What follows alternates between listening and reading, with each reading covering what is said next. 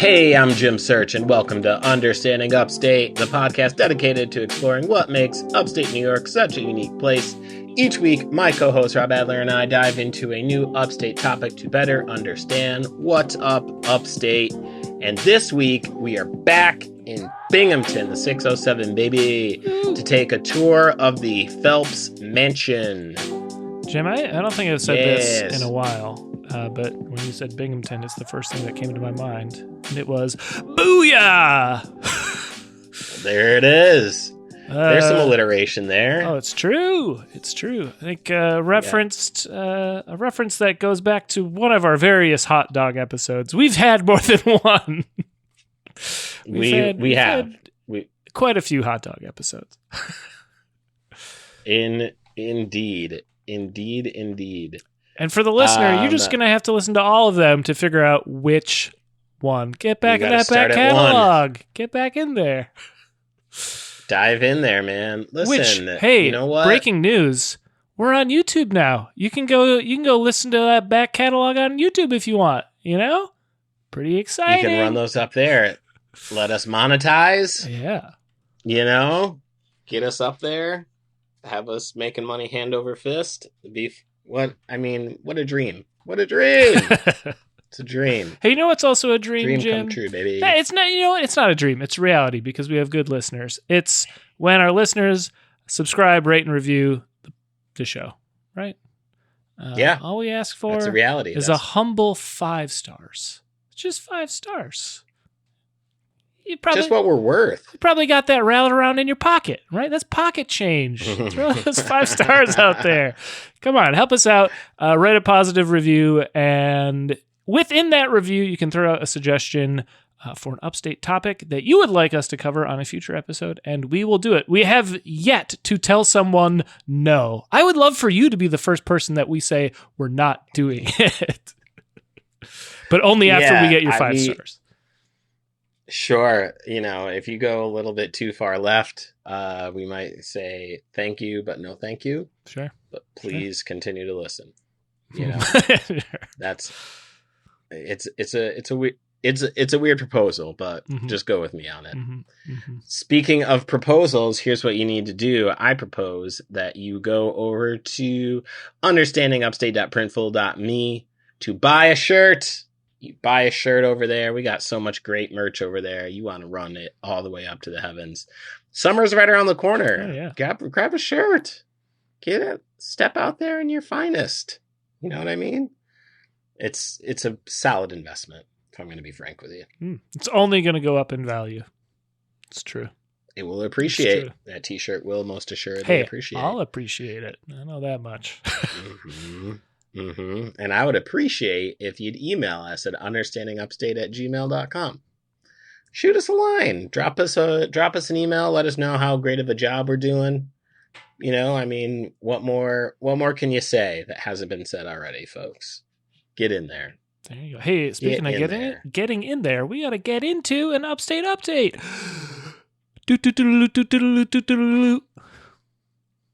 We got 2 of them. There we go. Double feature this week, baby. There we go. So, check this out. I was scrolling on Facebook, as I'm wont to do as an aging millennial. Sure. Swinging through Facebook. I'm never going to leave. I love it too much. It's such a waste of time. I have can't get enough of it. 2 feet out the door and 1 toe in. Understood. It's all yours, Jim. It's all yours. Oh, listen, I have a whole bit about it that I wrote that speaks to its majesty. Sure. It's pretty funny. I'll admit it. So there I was on Facebook, strolling around, checking it out, and I catch my man Donald, aka DJ220. Spinning, dropped a story. He was spinning in his basement. And what t-shirt was he wearing? An Understanding Upstate t-shirt. Jim, I'm back in on Facebook. I'm full in. If that's the kind of thing you can see, I'm there. I'm sold. That's the premium content you can get on Facebook. And my man, DJ220, a.k.a. Donald, who has been a huge supporter of the podcast. We appreciate you, man. Big shout out to you. And you made it into an Upstate update, man. That's pretty rad. There you go. Salute to you. Some great promo.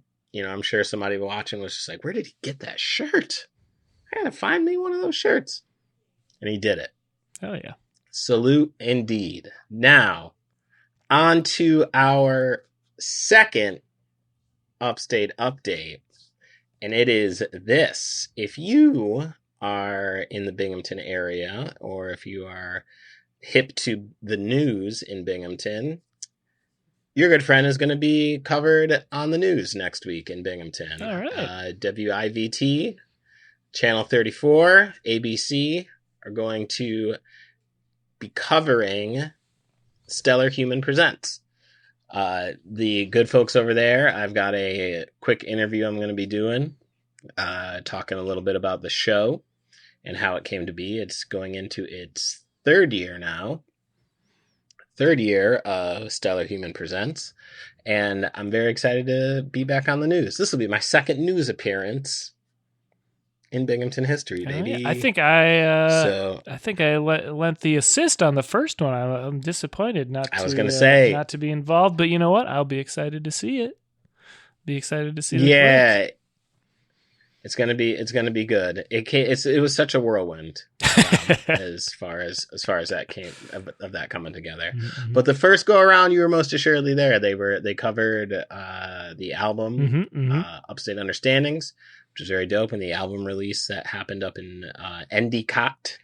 So big supporters of us, and we really appreciate that. And I will be back on the news once again talking about Stellar Human Presents. Throw a question their way and ask when they're going to cover the podcast. Jim, what are they doing over there at WIVTV? Come on, WFIV? Well, what is it? WIVT. I got some of the. You got a few of the letters. Yeah, I got some of them. Close enough there. Yeah, sure. I feel like there might be a quick plug in there during my interview about our podcast here. Right. I mean, hey, it may be a good setup to get them to cover it once again. There we go. Speaking about covering things, Jim, we got a great topic today. Talking about a little bit of some Binghamton history. It much like, this is we haven't recorded the episode yet, of course, but this is one of my favorite types of episodes where we have a topic and it kind of leads in a different direction than I would have anticipated, at least through the research. I mean, this Phelps Mansion, which we're going to talk about today, it uncovered some pretty interesting things for us. If I may be so bold to say, again, we'll see if you agree with me at the end, Jim, but I think it's pretty interesting. All right. We're going to find out. Yeah. We are most assuredly going to find out. I mean, it is located on Court Street in downtown Binghamton, and I can tell you the surrounding area around this mansion is quite the juxtaposition of the mansion itself. I will say that. All right. And it's an imposing, we'll talk about it. It's an imposing structure itself. It's a massive place, and it definitely again is a stark contrast to what is happening in downtown Binghamton. Mm-hmm. If you're in the know, you know. All right. Well, hey. Listen. Let's get to it. Let's talk about it. Let's go.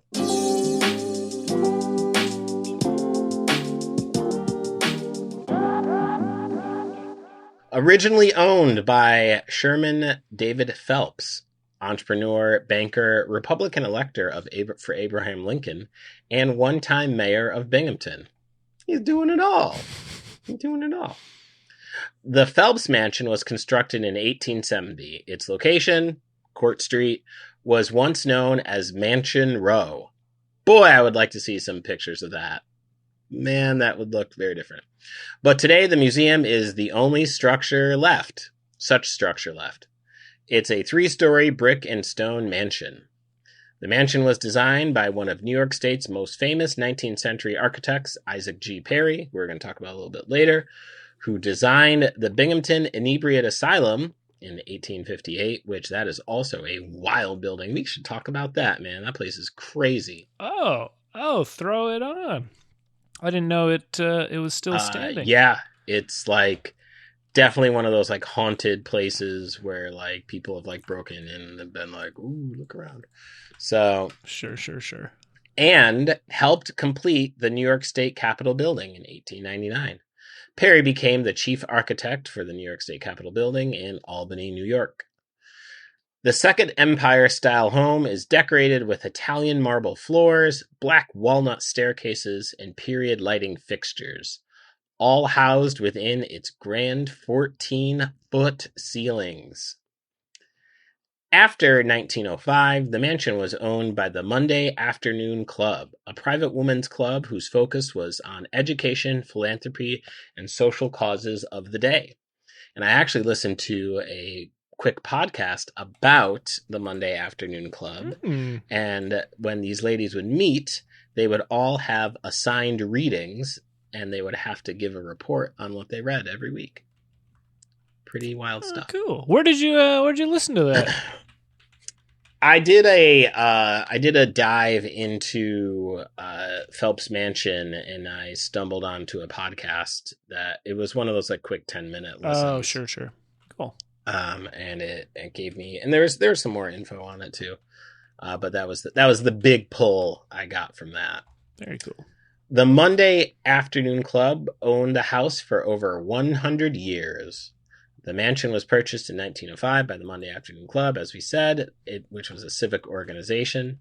The club constructed a large ballroom on the back of the mansion in 1905 and continues to hold its weekly meetings there to this day. In 1986, ownership of the mansion was transferred to the Phelps Mansion Foundation.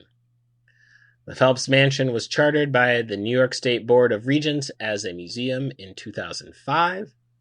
The Monday Afternoon Club disbanded in 2006 and transferred the ownership of the home and its contents to the Phelps Mansion Museum. The museum remains open and offers a variety of programs and regularly scheduled guided tours. Let's say you wanted to jump in on one of those tours. Well, you got to get there Friday and Saturday between 11 and 5. Last tour, 4:30 p.m. Now, if you're trying to get in there, you will be asked to go through the ballroom doors located down the driveway side of the mansion. Look for the open flag. Now, we've talked about the mansion, but there's the man behind the mansion, Sherman David Phelps, who, by the way, looks exactly what you think he would look like. If you have a mental image of what Sherman David Phelps looks like, it's going to match exactly that.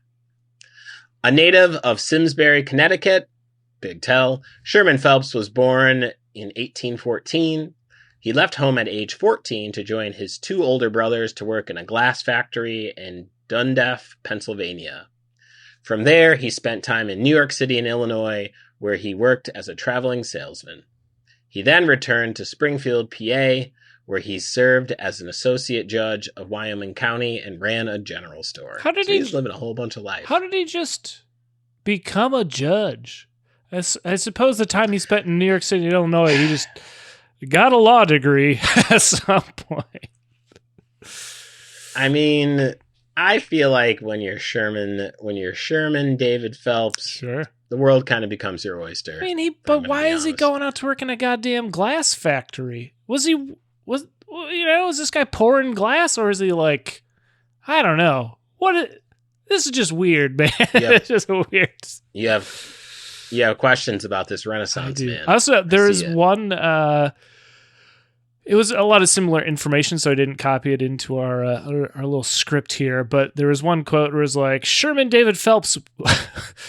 I think it said he went to the glass factory and then he went west, but didn't like it, so he came back. Didn't like out west, so he came back to Binghamton.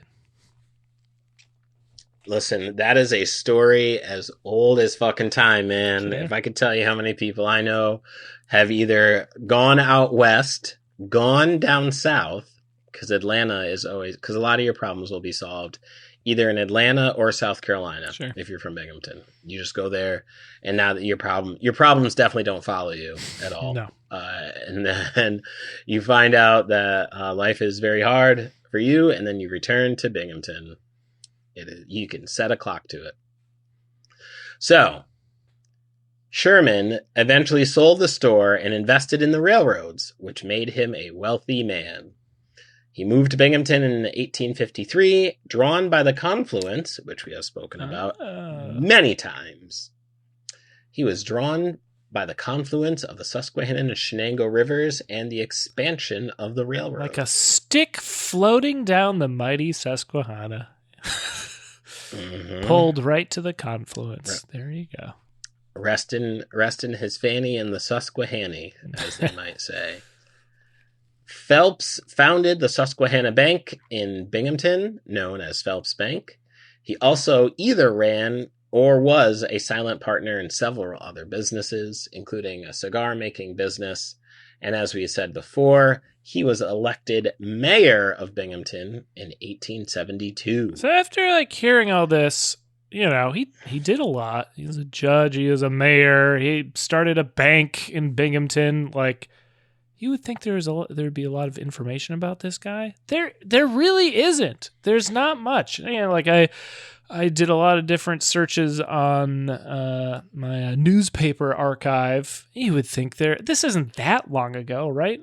You would think there'd be some mention of an election or him doing something as mayor. I got bupkis. I got nothing. Absolutely nothing outside of information directly related to the mansion, right? Or the bank itself, which we'll talk about later. But there's really not a lot of specific information about the man himself, unfortunately. I didn't see bupkis coming. That was hey, you know what? Didn't see that one coming. Me neither. You never know what you're going to get here at the Understanding Upstate podcast. Episode 124, mark it. The first utterance, and probably not the last, of bupkis. No, I don't think. I think when you open that door, you don't close it. No. You do not. Bupkis is the new booyah. You heard it here first. Whoa, shit, man. Listen, there's some Speedy Freaks and Rattlesnake Pete's that hopefully were sitting down when they heard that. Mm-hmm. Well, we talked about the man. We talked a little bit about the mansion, but let's talk about how the mansion came to be. Construction took 18 months and cost about $119,000, $2.94 million by today's standard. Which, you know what? For what the house looks like, that seems low. Like a $3 million house. I'm not commissioning a $3 million house ever. But sure. This thing, you could have told me it was $30 million in today's dollars. And I'd be like, okay, sounds right.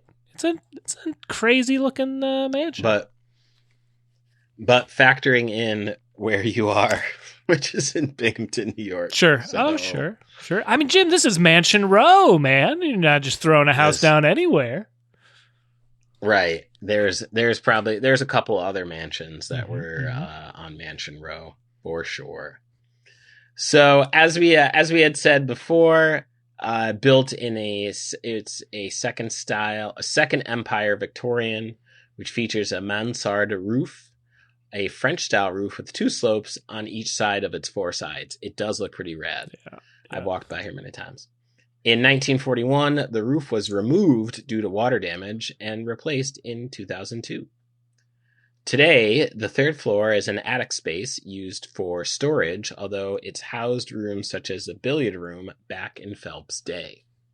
Some wild shit probably went down in there. Sure. Also, I'm going to be honest with you. I feel like the third floor is the place you really don't want to be hauling a billiard table up to, Nah, man. Well, if you're Sherman Phelps, that's true. You ain't hauling shit. You are giving someone money, and they are doing it for you, because what he ain't gonna do is put on his weight belt, and his gloves, and start hauling shit around. I'm telling you, look at a picture of him. No, that guy that's ain't true. hauling shit ever. That's true. Nope. Phelps only got to enjoy the grandeur of his house for 7 years before he died in 1878. His grown sons lived there for several years until their deaths. The last Phelps to live there was Hattie, a daughter-in-law who died in 1882. Jesus, did everyone just drop dead? That's only 4 years later after old man Phelps died. Man. Jesus. I mean, was there asbestos in the walls or something? What was going on?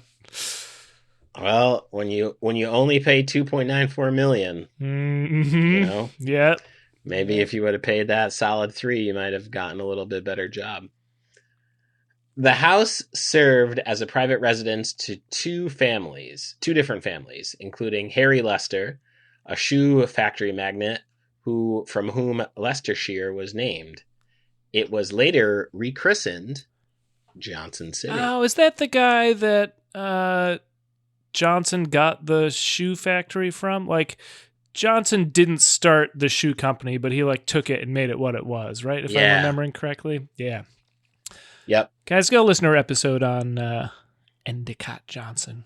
Good episode. Endicott. Good episode. Endizzle, if you will.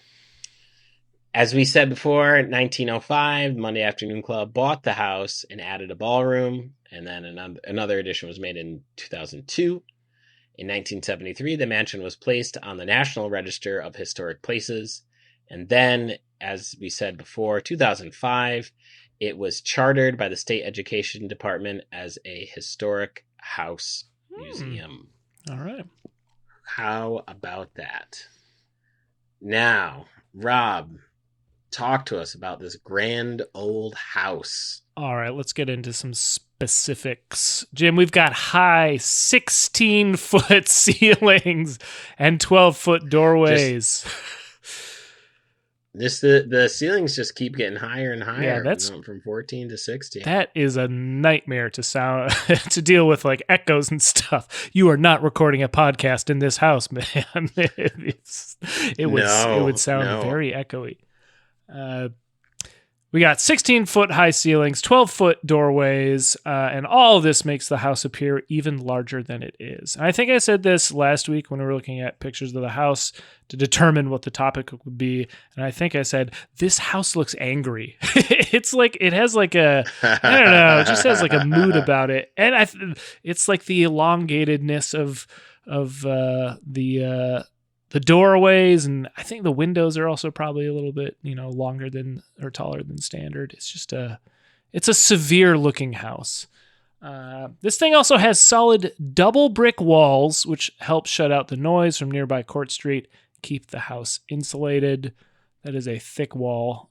Most of the house's glittering chandeliers are still in place from the days when Phelps lived there, so are the mansion's plate glass mirrors. The mirrors were placed strategically throughout the house to reflect light in the rooms. Most furnishings are period pieces that would have been used during the Victorian age, but were not used by the Phelps family. The house also features elaborate wood carvings done by Orville Ronk in his Conklin wood shop. The pieces were later placed inside the mansion. Acanthus leaves? Acanthus or acanthus leaves, similar to thistle and poppy, and often used in wood carvings, are carved into many of the house's fireplaces and doorways. Ronk signed his name and dated it June 10th, 1872, on a drawer inside the house's butler pantry. Yeah, if you're doing all the woodwork, get your name in there. Smart. Yeah, you want people to know. Jim, can you do me a favor and throw Orville Ronk onto the list? Why not? We'll see if there's we'll see if there's anything there for a future episode. Orville Ronk it is. After his death, his relatives. What a name! I know. Well, yeah, dude. Already Orville. He's up there with Redenbacher. Orville Ronk and Orville Redenbacher? That's literally, who else has named their child Orville? You know what? I actually, I know an Orville. I've met an Orville in real life. A delightful man, actually. A bit kind of a mentor for a younger Rob. Between the popcorn and the Orville I knew, pretty great. It's, Orville Ronk. I think we're going to be 3 for 3 here. Batting 100. potentially. Yeah. Anyway, Jim, let's get back to Phelps. As I digress. So after Phelps's death, his relatives donated his bed to the mansion. Okay. Hopefully he didn't die there, right? You know? No one wants the deathbed.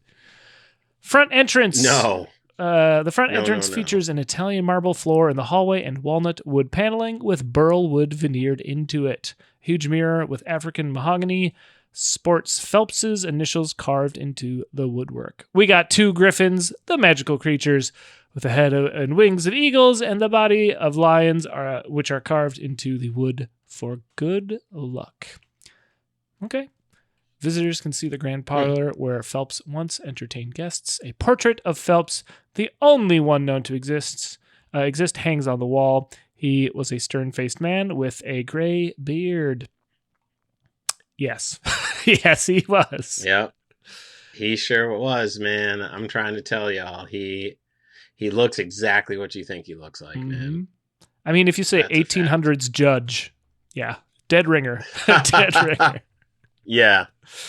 Yeah, I digress. All right, so we got a set of large pocket doors which lead to the back parlor where visitors can see the bookcases that were once owned by Isaac Perry and donated by his family after his death. Perry often visited the house to play billiards with Phelps. Okay. Isaac being the architect. Across the hall is a reception room where visitors once waited for Phelps to receive them. Lest they forget he was once a judge, they could look up and see 2 gavels carved into the woodwork around the fireplace. Oh, he was committed to this lifestyle. Oh yeah, he knew his brand. I think he knew what he was doing. He still liked the title Judge Phelps, even though he never again served on the bench after leaving Pennsylvania. Schurch said. A bronze, brass, and wrought iron chandelier inside the reception room features Roman soldiers wearing sphinxes on their helmets. Next door is the oak dining room, which features a food theme. A fox and grapes are carved into the woodwork around the mirror. I gotta see this woodwork. Sounds like a lot of great work that Orville was doing, you know? Mr. Red and Bizzle. Mm-hmm. The fox and grapes, of course, being a reference to Aesop's fables. Walls were lined with green silk during Phelps's time, but have been replaced with Victorian-era wallpaper featuring bird eating berries. Chandelier features squirrels eating acorns. 2 fish are hand-carved on both sides of the fireplace. Rich people should get their act together. This house sounds like a feast for the eyes, Jim. Like everything, you know... If you have the money, make shit like this. Hire modern day Orville Ronk to just carve, I don't know, Roman soldiers and shit into your walls. Why not? Why not? Yeah. It's on brand. Mm-hmm. I'll put it to you like that. This is very on brand. The next room is the conservatory built on the east side of the building to catch the rays of the morning sun. This is where the Phelps family like to gather for breakfast and tea. Upstairs can be reached through a grand staircase that itself cost $10,000. This is $285,000 today. That's not a small portion of the that's 10% of the overall purchase price of this fucking house. That's awesome. It's a hell of a staircase. We've got hand-carved cranes that hold a lamp at the bottom of the stairs to light the way. Upstairs is the master bedroom that features a sitting room with a marble fireplace and a bathroom. Other upstairs bedrooms feature fireplaces with windows above them. Perry experimented with windows over fireplaces to let light in while keeping the house symmetrical. Huh. Interesting. Visitors to the upstairs can browse historical artifacts such as an Edison phonograph, fans, and beaded purses Victorian ladies used to carry. All right. Jim, have you ever been inside? You've been outside. Have you ever been inside the Phelps Mansion? You know what? I haven't. And my fiance has wanted to go to the Phelps Mansion as we have been there. Okay. Before. We have passed by there Sure. on several occasions. Sure. And she has said, we need to go there. So maybe next time Next time we're in the Hamptons, we may swing in there. Friday and Saturday, of course. The only days you can get in there. Right, yeah. Very specific, somewhat narrow availability. I feel like Sunday is a really good museum day. You're leaving a lot on the table. Do Saturday, Sunday. Well, you know? Here's what I will tell you about Binghamton, New York, is Sunday, that downtown is closed. Not a lot open on a Sunday. You are resting. Sure. That is the Lord's Day. Sure. My mom, native Binghamtonian, was very adamant about not doing a whole lot on a Sunday and was very confused when people would want to work on a Sunday. It's not a day to do it. Fair enough. Not a day to do it. Well, Jim, we've uncovered a little article here it'll talk a little bit about. It's going to kind of tie some things together. It talks about the bank that Phelps started, gets into the architect a little bit more, and kind of set up what we're going to talk about a little bit after that, which will be the architect himself. So let's hear it, Jim.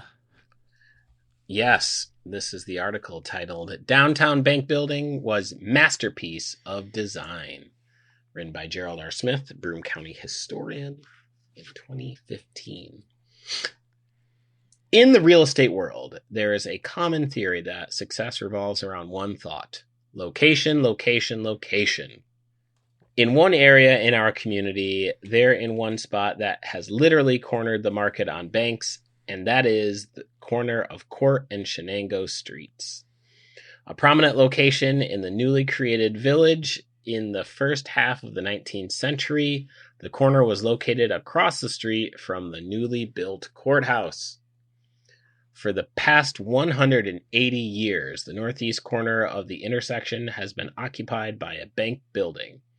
In 1831, 6 years before the opening of the Shenango Canal, that's another thing we could talk about. Oh, yeah. Several local businessmen got together to create the very first bank in Broome County.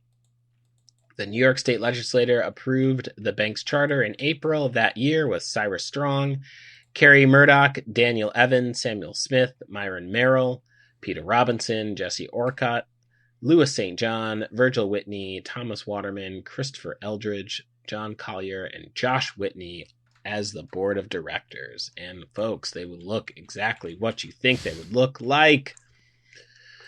Each man was prominent in the community, and the bank was organized with $100,000 in capital. A year later, in 1832, the prominent brick building opened as the Broome County Bank. It was sometimes referred to as the Morgan Bank due to its long employment of cashier Tracy Morgan. Interesting. Who knew? For that bank and for banks for the next 54 years. After reorganization, it became known as the National Broome County Bank. For a few years in the 1860s, the building housed two banks, the Broome County Bank and the Shenango Valley Bank. Like our area's first bank, the Shenango Valley Bank included many important businessmen for its board of directors. One of them was Sherman Phelps, who quickly rose to prominence in the community. The bank also rose in importance, and it was quickly determined that the bank needed more space. Plans were made to tear down the old Broome County Bank and replace it with something more prominent in the growing city. In order to do this, the bank moved across the street to the Hageman Bank, now the site of the Security Mutual building. I know exactly where this is. It's on that, now there's a roundabout there, but it's right in downtown Binghamton. It's the only roundabout down there, right? Yes. I also know where this is. Is this where the cannon is? Yes. Yeah. Yep. All right. Got it. Hell yeah. Light up. You love it. While the old building was removed and the new one was constructed, Phelps decided to use the up-and-coming architect Isaac Perry. Perry had already designed the Castle building for the Inebriate Asylum and built his own Perry block across from the bank site in 1870 to house its architectural offices and apartment. Phelps had just completed his own Perry-designed home that same year on Court Street. In 1871, Perry designed a 6-story building with an elaborate Second Empire or mansard roof atop that overlooked the bustling downtown at Courthouse Square. Interestingly, when it opened, it was the home of the Shenango Valley Bank. But looking at the wording atop the entrance doorways into the building gives its real identity, the Phelps Bank. I like how he said, it goes by one name, and there's like, but when you carve it into the stone, make sure it has my name on it. Yep. Just let those motherfuckers know it's me. The bank was a masterpiece in design, taking only a fairly small footprint and making it important. The building was tall so that it stood out from the rest of the adjoining buildings. Perry also made the entrance at an angle to the corner rather than facing either Shenango or Court Street. It faced both. But there have always been troubles with Second Empire roofs. They were made of wood, which made them susceptible to damage from both water and fire. For the Phelps Bank, it was fire, which occurred in 1908 when flames burned through the roof.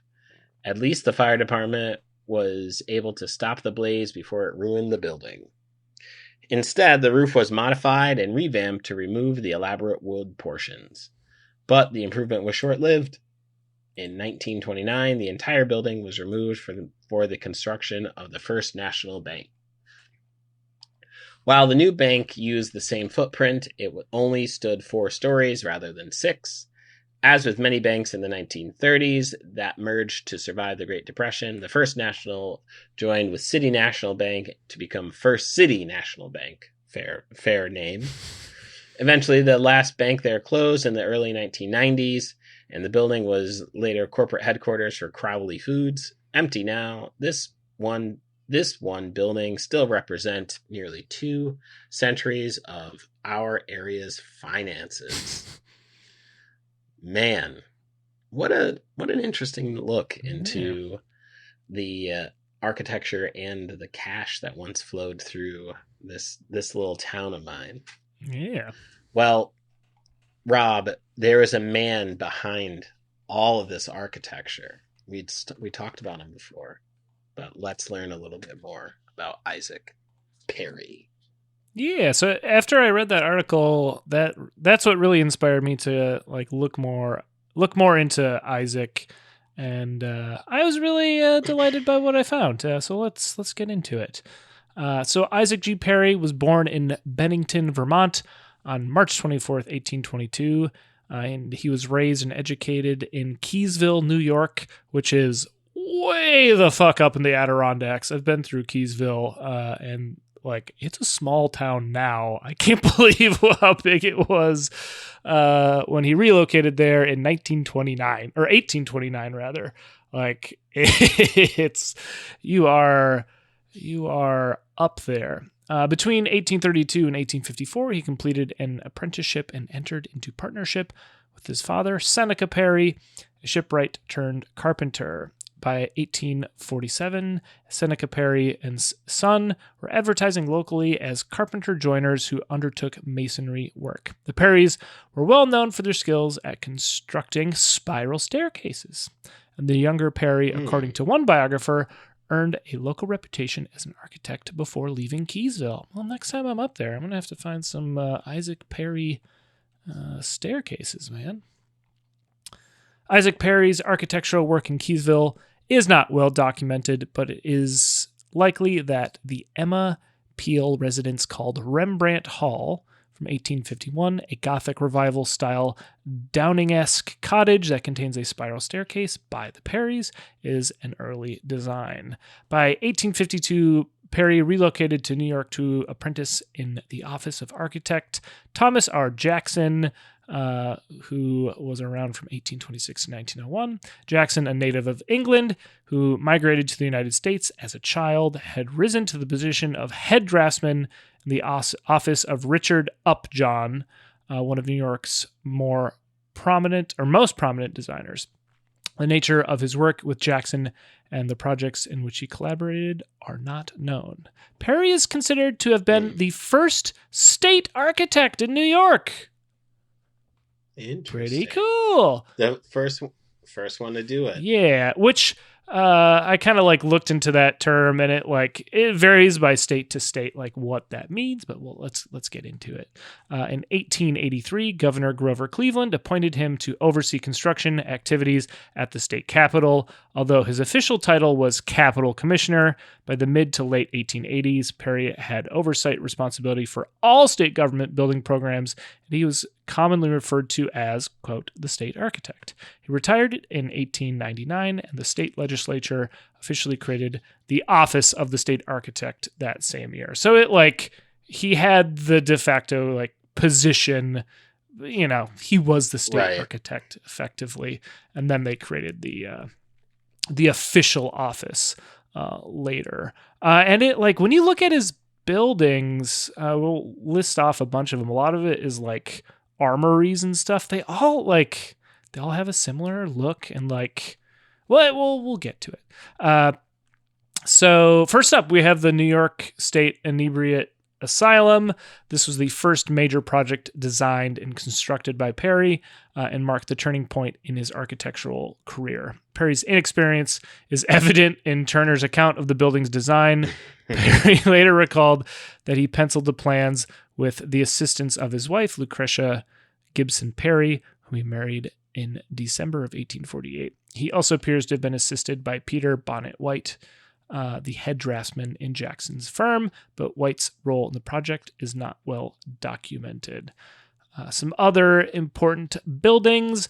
We've got Oxford, New York's First National Bank. The building was constructed in 1894 and is now the town and village hall and the law offices of Roger Monaco.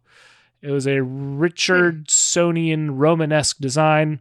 The architect was Isaac G. Perry, and the contractor and builder was James M. Wright, both of Binghamton, New York. Again, this guy was the state architect, and if you remember from the article earlier, he had his offices and his apartment. He lived in Binghamton. He worked in Binghamton. The state architect designing all these buildings for the state of New York, all in I think all these buildings he designed are in upstate New York too. And he called Binghamton home for most of his professional life. Motherfucking right. So we've got, let's see, so this is I think we're talking about still the First National Bank of Oxford. The 3-story building was constructed of brick with Oxford bluestone on the front, furnished by the F.G. Clark Bluestone Company.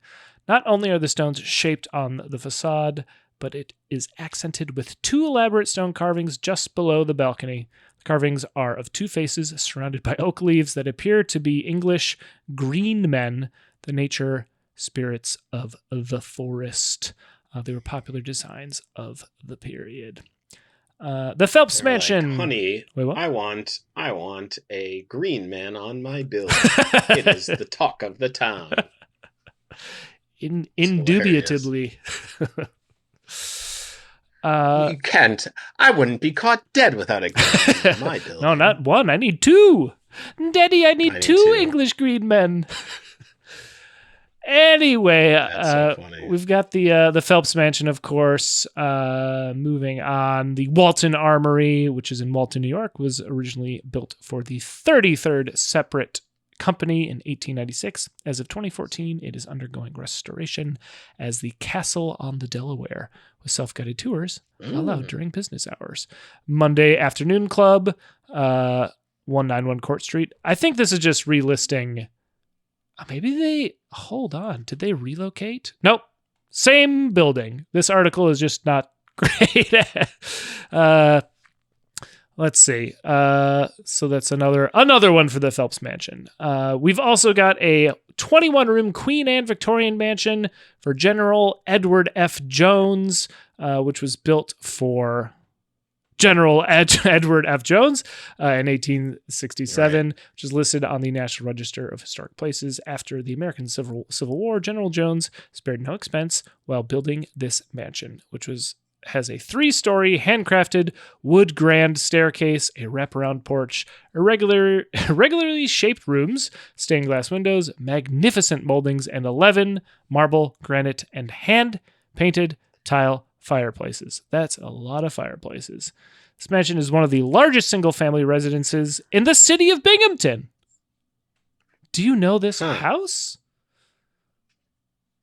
I'm not entirely too familiar with this. Oh, the General Edward F. Jones house. Well, there you go. I'm looking at it right now. It's a big house. This looks more classic Victorian if you're looking at it. I guess it's Queen Anne, but to the untrained eye, it's an old wood house. Oh, yeah. This is the funeral home. Oh, okay. Ernest H. Parsons Funeral Home. Okay, there you go. If that's Yep. This is right around the corner from where I grew up. Crazy. All right. I know where that is. It's got a whole 21 rooms, 11 fireplaces. Nice place for a funeral. All right. Beautiful place for a funeral. Nice. Beautiful. Let's see. We've got the Clerk's Building of the Orleans County Courthouse, which was constructed between 1882 and 1883 in the High Victorian Gothic style. It forms a part of the Orleans County Courthouse Historic District in the village of Albion. Is that correct pronunciation, Jim? Albion? Yeah. All right. I think so. All right. I mean, this isn't one of those like, what do I want to say? This isn't one of those like niche upstate pronunciations that like lords, which would be pronounced lordas. Or Appalachian. Appalachian. Oh, fuck. I didn't get it quite right. Damn it. Appalachian. No, you got it. I think I said... Yeah, you said Appalachian. All right. Hell yeah. All right. That's another throwback. That's a name I used to have a lot of trouble with earlier on in the podcast. We also haven't talked about it in a long time. But it rolled right off the tongue. You got it. You were right there. We got there. I love it. He also designed the Broome County Courthouse. This guy's all over the place. We've got a National Guard Armory in Saratoga Springs. Again, he was commissioned as a league architect for the New York State Capitol from 1883 to its completion in 1899 and designed a dome for the Capitol that was never built. It was the fifth and last architect of the project. I was going to say, like, I went to the New York State Capitol Wikipedia page, and he's not listed anywhere in the information. Like, he was the fifth architect on the project. So again, I think he's mostly carrying things through. But still, it's if you look at the State Capitol building, which I think we talked a little bit about in our Understanding Albany episode.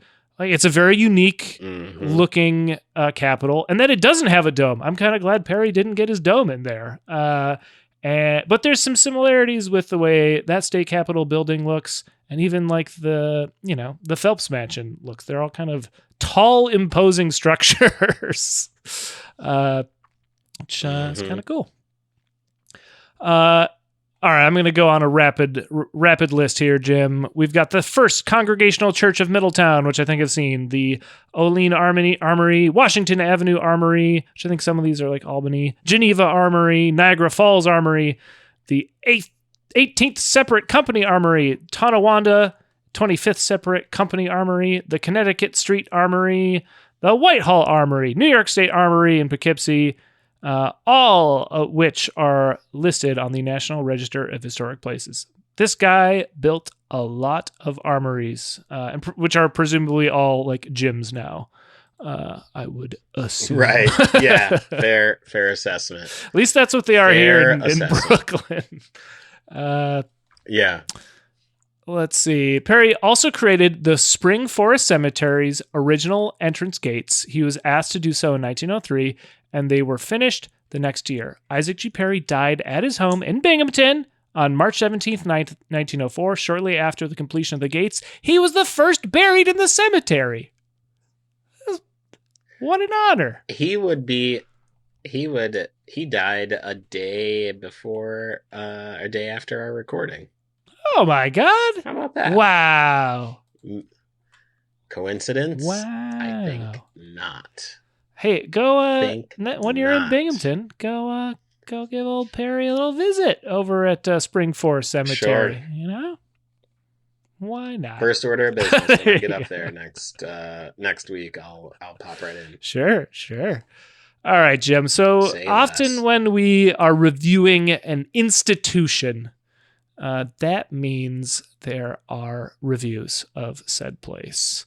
And Right. let's just get right into it. Let's see what the people have to say about their time at the Phelps Mansion. Yeah, let's get into it. Well, we like to show two ends of the spectrum here, right? So we got a 5-star review. Okay. City High is the title, it looks like. Or no, that's the name. Sorry. 5 stars. Attending this felt like going out for drinks and more like accidentally wandering into Edgar Allan Poe Day. And I mean that in the best, most dramatic way possible. From the moment you walk in, the staff isn't just staff. They're actors. Fully committed, in character. Serving drinks with a side of theatrics, mystery, and just enough chaos to make you wonder if you're part of the show. You are.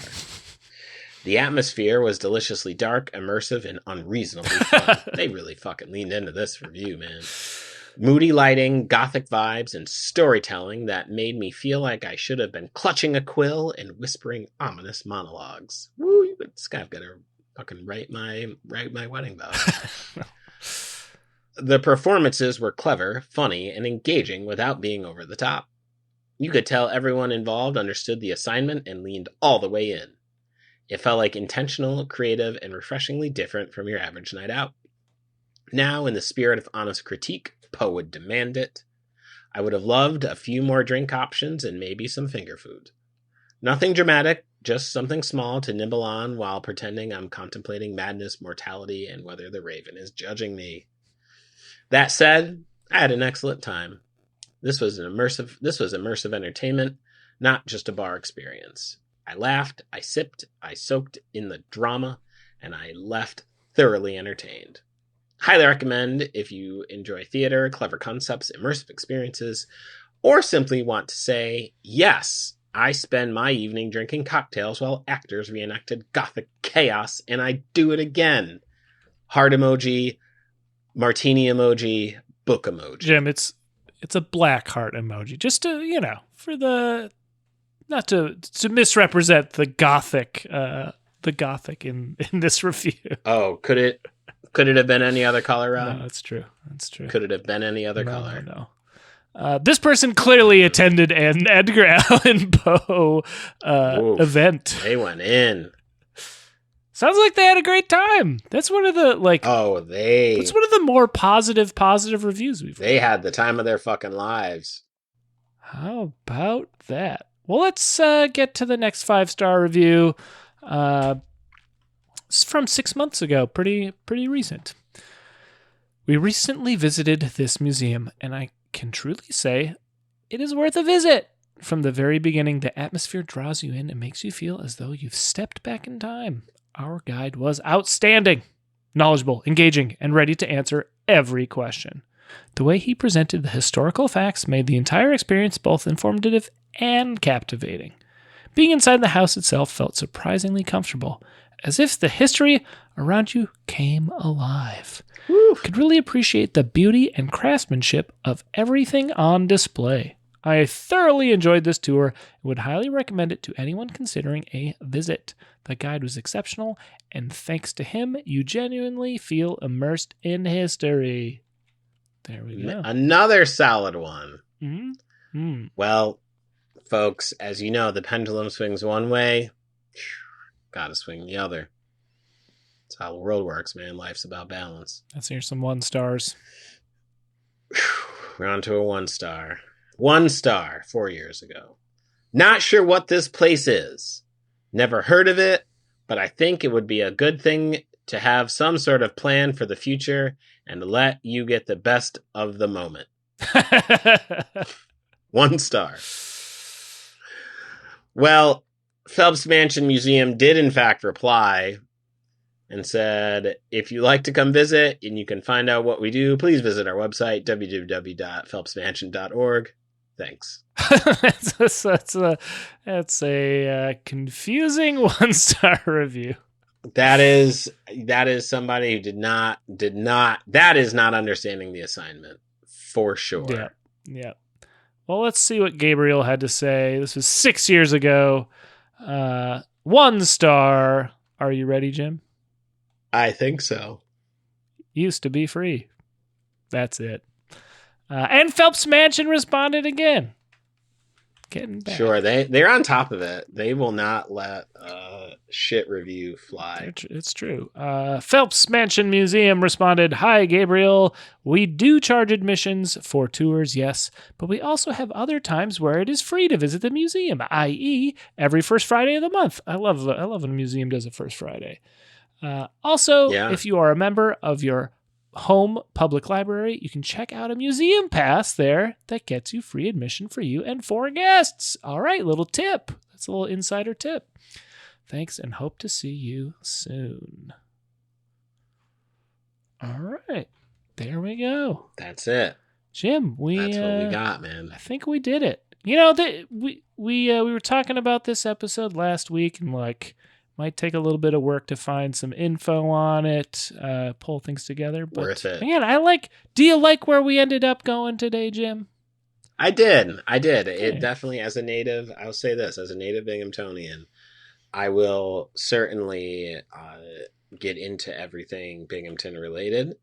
And this is yet another piece to add to my knowledge bank of Binghamton and of Phelps Mansion, which, having walked by for many years and having never set foot in, I will certainly have a deeper appreciation when we go in there. Well, I'm glad you made this episode and not a 1-star review saying, "I'm not sure what this place is." But man, this podcast used to be free. Fuck that.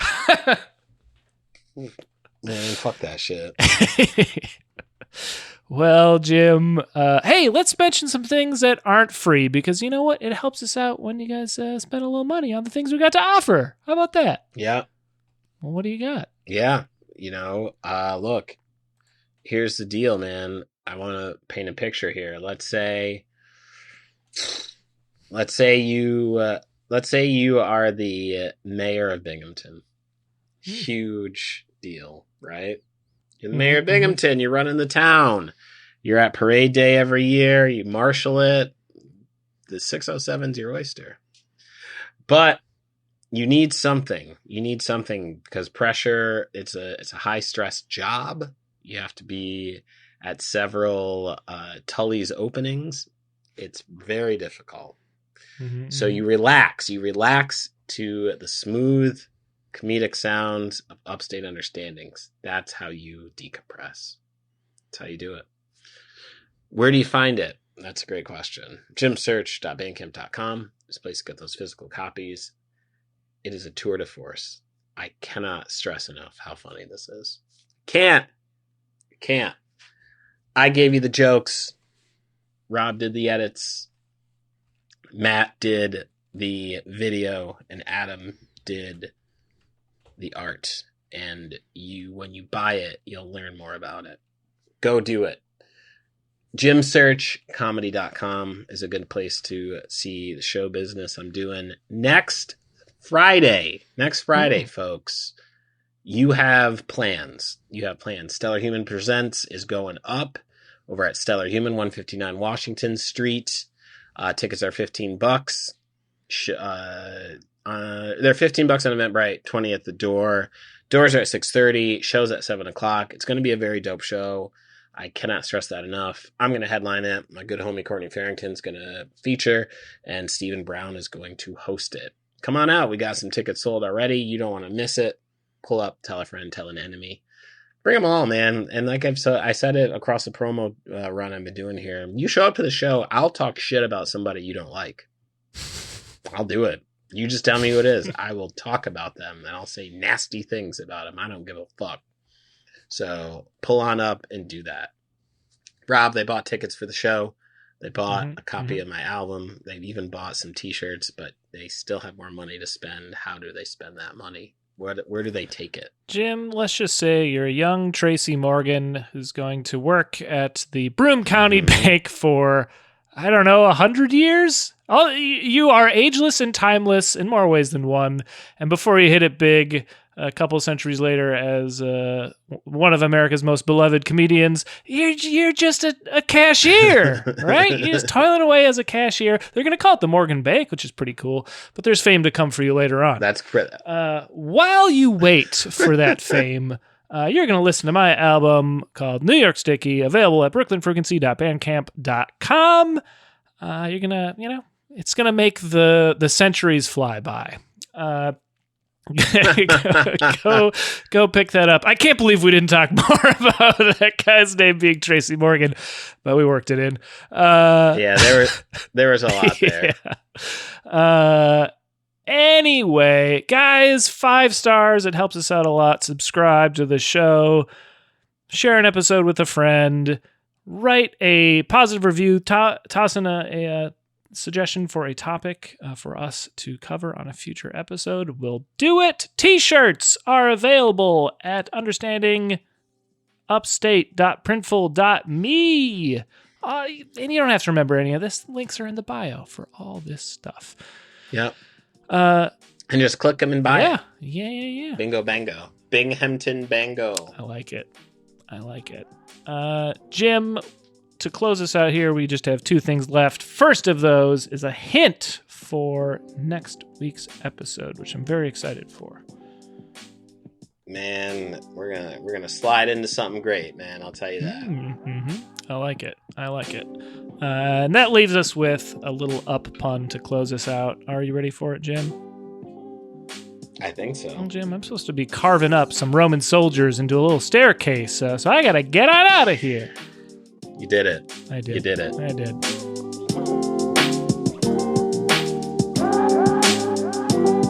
Understanding Upstate is a podcast hosted by Jim Search and Rob Adler, edited by Rob Adler, and music from Regal Monk.